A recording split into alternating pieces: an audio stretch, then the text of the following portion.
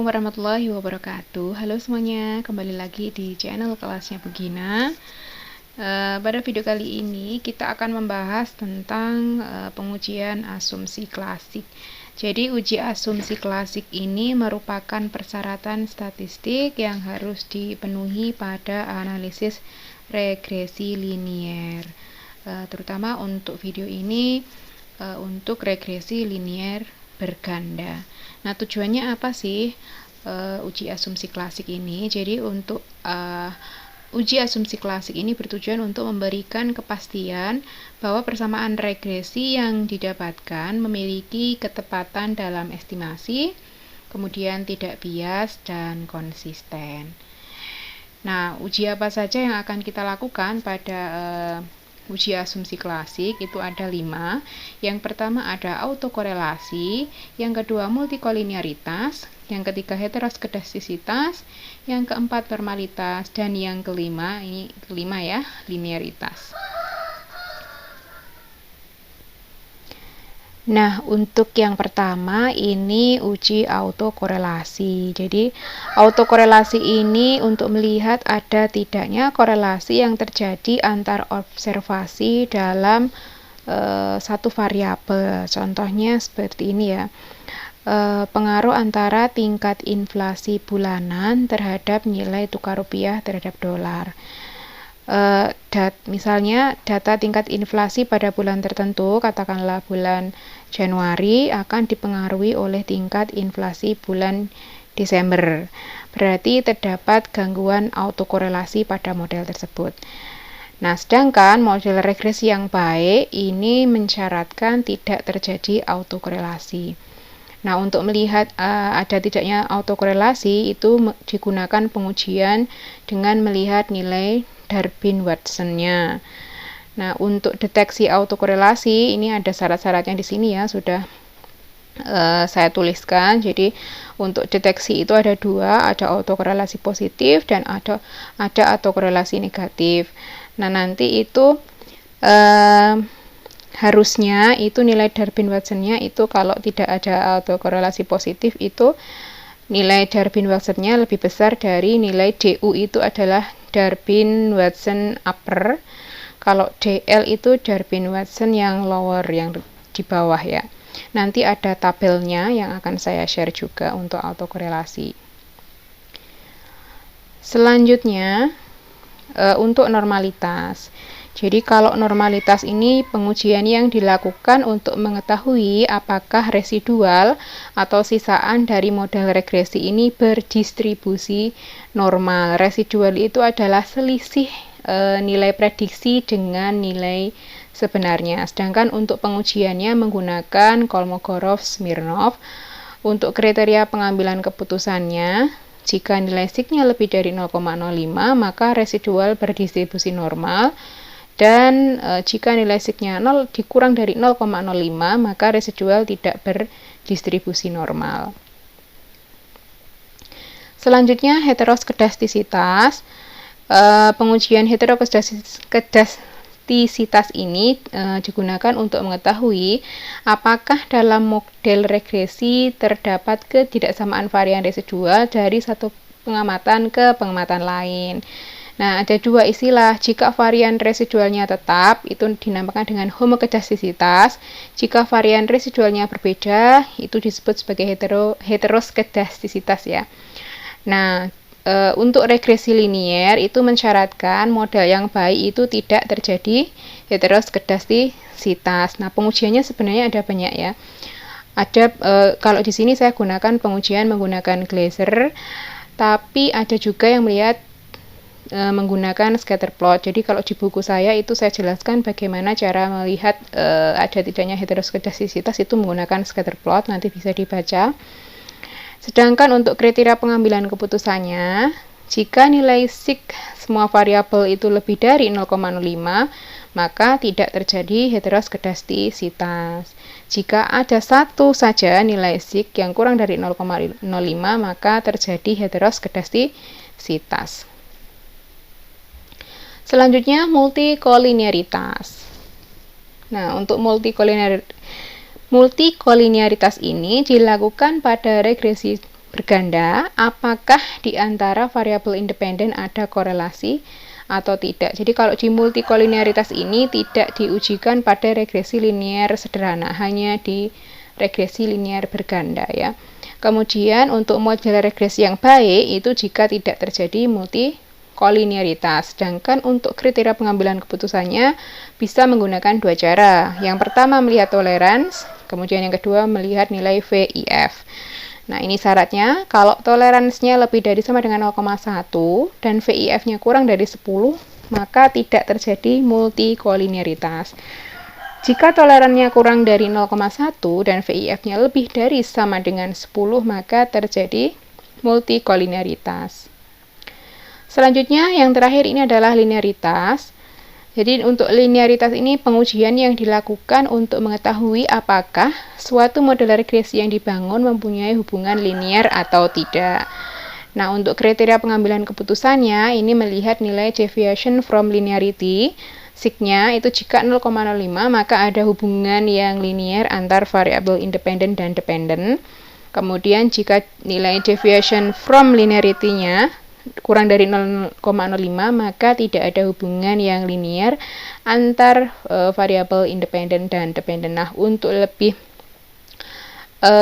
memahami tentang uji asumsi klasik ini, kita akan langsung praktik di SPSS ya.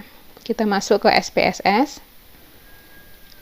Nah, ini contohnya dulu. Untuk contoh ini seorang peneliti ingin melakukan pengujian asumsi klasik terhadap data penelitian berikut. Jadi peneliti ini melihat pengaruh pengetahuan dan kualitas pelayanan terhadap minat menabung.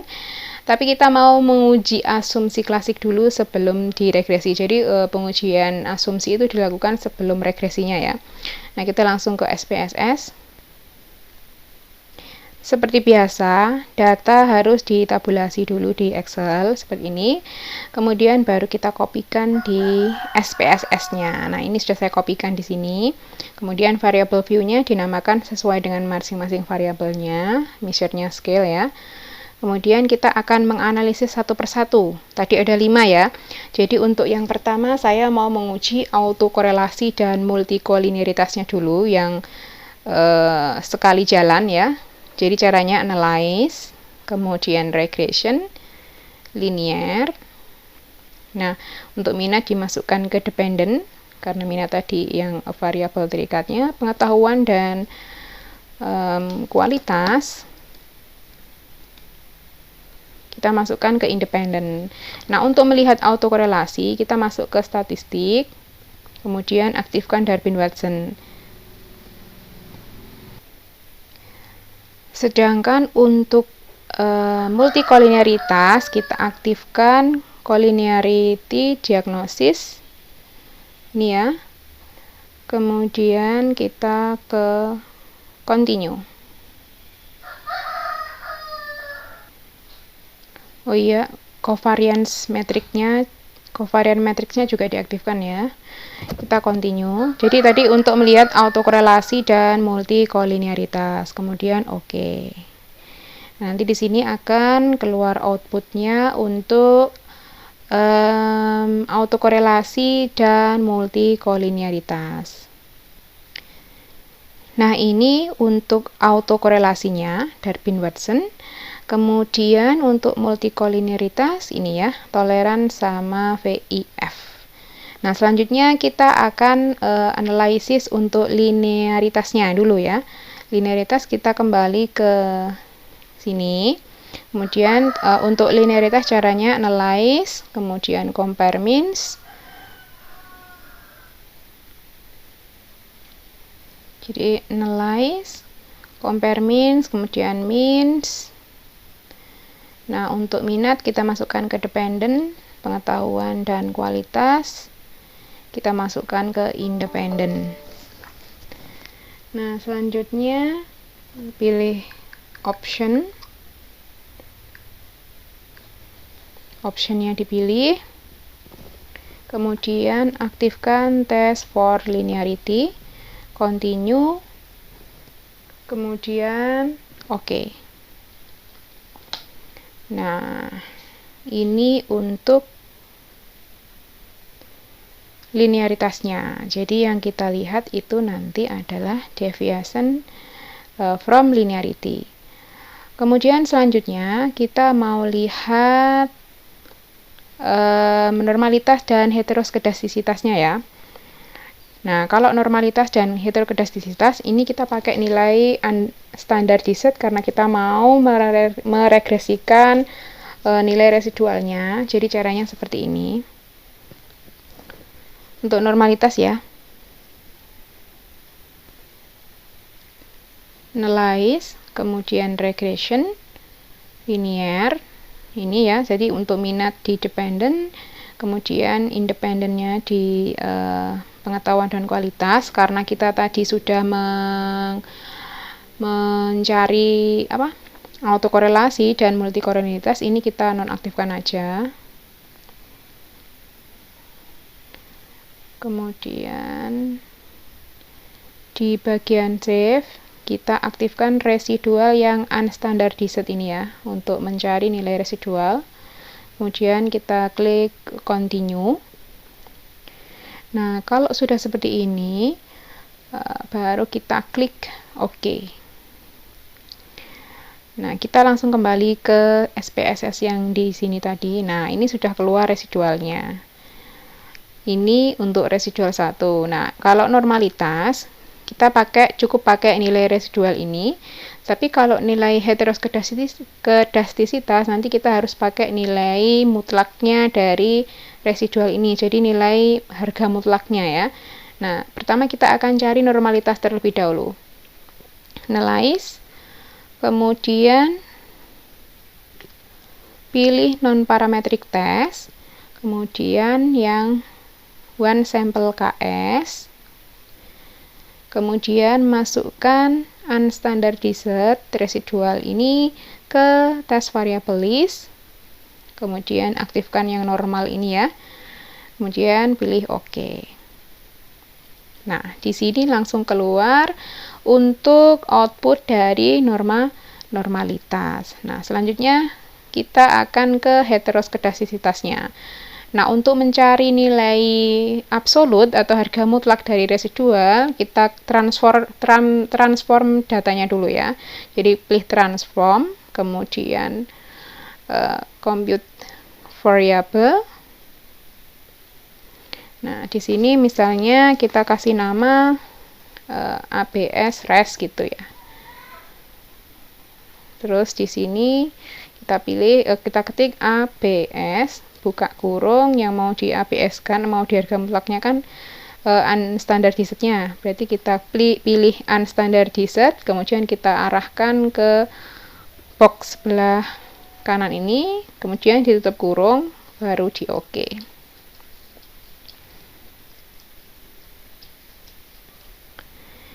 Ini ya, kemudian di OK.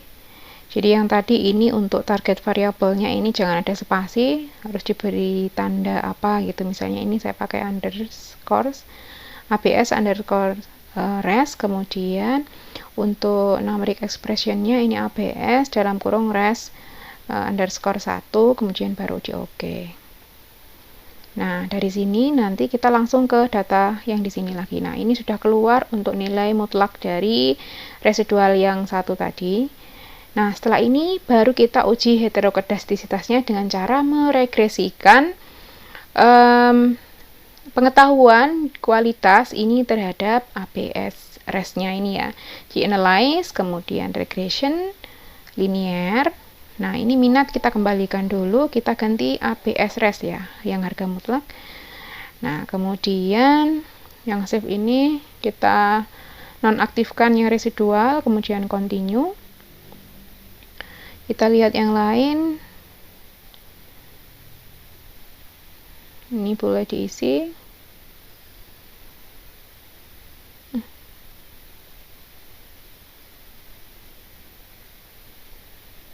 Gitu ya. Kemudian pilih OK. Nah, sudah keluar untuk nilai dari heteroskedastisitasnya. Nanti kita akan analisis satu persatu interpretasi output dari masing-masing uji ya. Nah, sekarang kita akan membaca output masing-masing uji, interpretasinya gimana. Yang pertama tadi autokorelasi. Jadi untuk autokorelasi kita menggunakan nilai Darwin-Watson. Darwin-Watsonnya kita bandingkan dengan tabel Darwin-Watsonnya. Nah, di sini nilainya Darwin-Watson untuk analisis data tadi adalah 1,701. Ini ya, 1,701. Nah, ini ya, berdasarkan output di atas diketahui nilai DW-nya 1,701, sedangkan nilai DU dapat dilihat dengan nilai K karena variabel bebasnya ada 2, jadi K-nya 2, dan jumlah observasinya atau N-nya itu 12, itu maka besarnya nilai DU maupun DL-nya itu ini ya, jadi DU-nya 1,5794, kemudian DL-nya 0,8122. Nah, kita gunakan DU saja untuk mendeteksi ada tidaknya autokorelasi. Ini ya, jadi untuk mendeteksi ada tidaknya autokorelasi positif dengan membandingkan nilai DW dan DU. Jadi nilai Darwin-Watsonnya sebesar 1,701, ini lebih besar dari 1,5794. Maka dapat disimpulkan bahwa regresi tidak mengalami masalah autokorelasi positif. Kemudian dengan melihat nilai dari 4 dikurangi DW, artinya 4 dikurangi 1,701,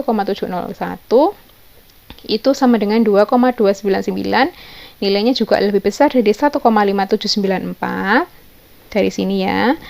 Berarti dapat disimpulkan regresi tidak terdapat masalah autokorelasi negatif, berarti aman, bisa dilakukan regresi linear berganda.